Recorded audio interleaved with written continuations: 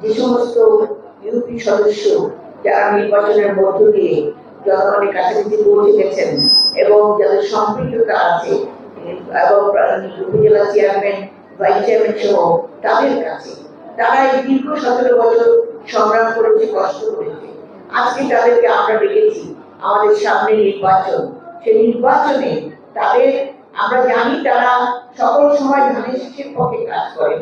তারপরে আমি বলবো আমরা তাদেরকে দেখেছি দেশের আমাদের ভারপ্রাপ্ত চেয়ারম্যান জনাব তারেক রহমানের নির্দেশে একটি কারণে তা আমরা জানি বিএনপি সবসময় নারী ভোটের মাধ্যমে কিন্তু জয়ী হয় এবং বিএনপি একটি নারী বান্ধব দল।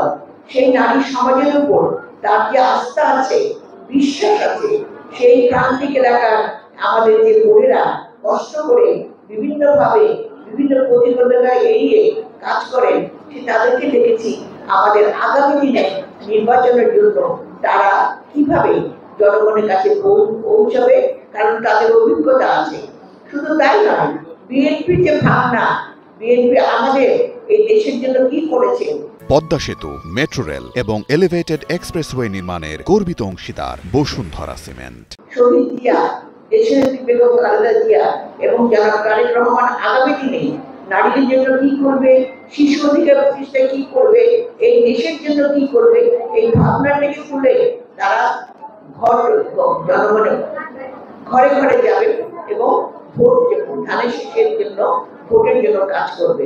এটাই হলো আমাদের আজকে মূলত আলোচনা সভার প্রধান প্রতিবদ্ধ বিষয়, যে আমরা বিএনপির ভাবনাগুলো তাদেরকে তুলে ধরবো। কারণ আমরা দেখেছি একটি রাজনৈতিক দল আজকে নির্বাচনটাকে আপনার হয় পিছিয়ে দেওয়ার জন্য অথবা নির্বাচন না হওয়ার জন্য বিভিন্নভাবে ষড়যন্ত্র করছে এবং ধর্মভিত্তিক রাজনীতি করছে, যেটা কিনা আমরা মনে করি বাংলাদেশের রাষ্ট্র যার ক্ষমতা, সবাই আমরা যার যার ধর্ম পালন করি, এখানে কোনো ধর্মভিত্তিক রাজনীতি হতে পারে না এবং সেটা রাষ্ট্র এলাও করে না।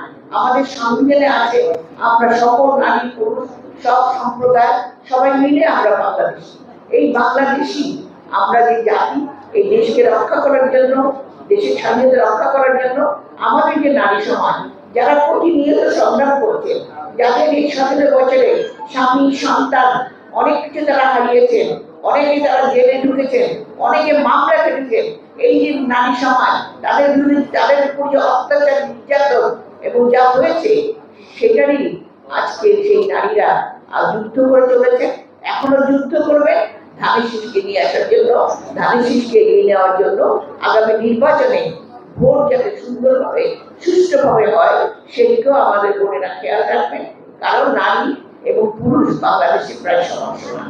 আমাদের নারীরা যুদ্ধ করে বলেই কিন্তু বাংলাদেশের অস্তিত্ব আজকে এখনো সুন্দরভাবে বেঁচে আছে। আমরা লড়াই করছি, লড়াই করবো এবং নারী অধিকার, শিশু অধিকার এবং জনগণের অধিকার প্রতিষ্ঠায় আজকে নারী সমাজের উপর আস্থা এবং বিশ্বাস আমাদের তারেক রহমান রেখেছেন।